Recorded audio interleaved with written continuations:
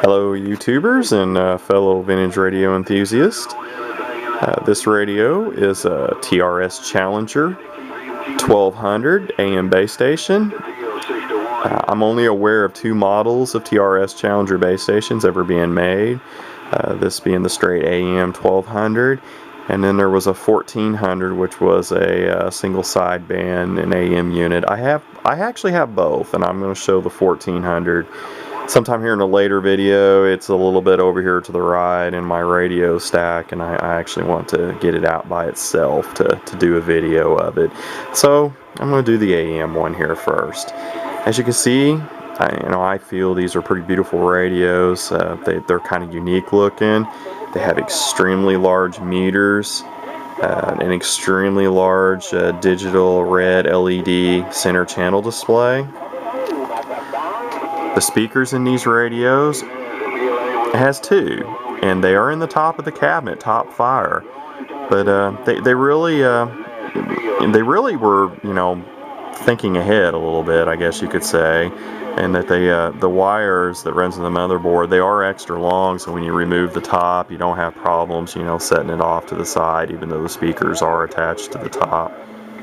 It has kind of wood veneer-like sides, and there's some damage on some of them on this radio. Yeah, I think maybe it's on this. Yeah, you can start to see some of it. It's peeling bad on the back right bottom corner. It's took a hard hit on the back right corner upper. But overall, radio is in good condition. It functions. Everything does work. Squelch control, odd place, upper left hand corner. There's your SWR, cal/set control. First meter from the left is SWR. The cal line is, of course, at the end of the red zone, the green, green mark with the two little circles above it. And there's your SWR cal button. You push it in, give it your carrier, adjust the set control to the set line, and push the button so it's back out, and then you get your reading. The power on off is push button on this radio. The automatic noise limiter and noise blinker are on separate push button controls. As mentioned, it has a very large channel readout. All the digis in the display do function on this radio.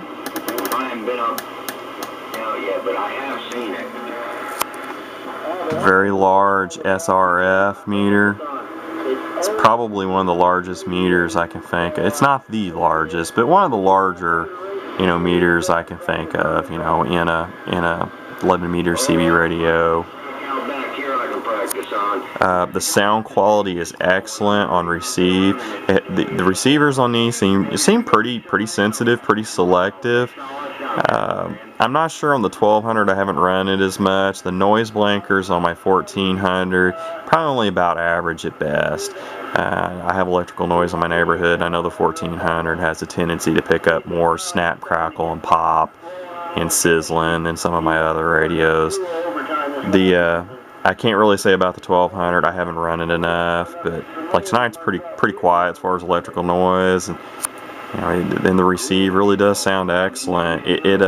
These radios, factory, the frequency, the audio frequencies that they can reproduce, they can produce a lot lower tones than a normal factory stock Citizens band radio can.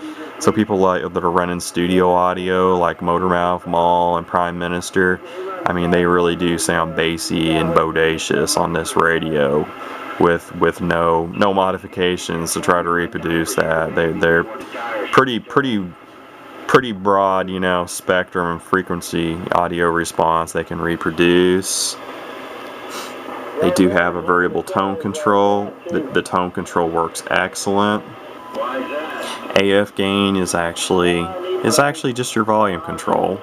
RF gain is pretty self-explanatory. I don't know what the symbol is on this, but this is actually a delta tune. It is variable. It has a center slot notch, but it is a completely, variable receive clarifier. RX light modulation, large on the air lamp. There's your main channel selector. I think I can show you here. The on the air light. don't think it's showing up too well with the light from the camera, but the RX light does go out. Audio modulation light. I've got the for the video anyways, to make things easy, I've got the original Challenger, TRS Challenger microphone on it. These radios, they're pretty unique. They were made, and I don't know if I'm going to be pronouncing this correctly, but Meisei Electronics Company, or I think it's actually Electric Company, in Tokyo, Japan. They manufactured at least both versions of the TRS Challenger base station. I think these radios were pretty short-lived. I do see them come up on eBay now and then, but no, they are not. They don't come up for sale frequently at all. My best guess is they were made in the late 70s. Might have lasted until the early 80s. I don't know. TRS seemed to get into the CB radio business quickly and got out pretty quickly as well. I really don't know much history on these radios at all, other than they do seem to be pretty rare. I don't know about ultra rare or anything, but they are definitely uncommon. I think I pretty much covered all the features. As mentioned, they have a great receive transmitter. On this one, the transmitter is nothing to brag about. The 1200, it's real average radio. I think it maybe does 10 to 12 watts peak, and that's about it. She's nothing. She's not a big powerhouse, big audio king AM radio or anything. But the receive more than makes up for the, pretty much just average, stock radio type transmitter. Now the 1400 I'll show in another video actually has a very above average transmitter on it. It's quite surprising, but these two radios, the 1400 and 1200, look similar externally. Internally, they're completely different radios. The board, at least far as motherboard wise, main board, they're not the same at all. I really like both of these. I'm kind of known somewhat on some of the forums as being a TRS, Challenger collector, because I have both models of the bases. I don't have any of the mobiles. There's really only one of the mobiles that that I even kind of like, and that's it was a 40-channel sidebander, and it's the same radio as the 1400, just in mobile format. Someday soon I'll get the 1400 out of the stack there and do a video for everybody. I think this pretty much covers it for this radio here. I hope you enjoyed it. It is an unusual and somewhat rare radio. 73s, this is Operator Paul 262 signing off.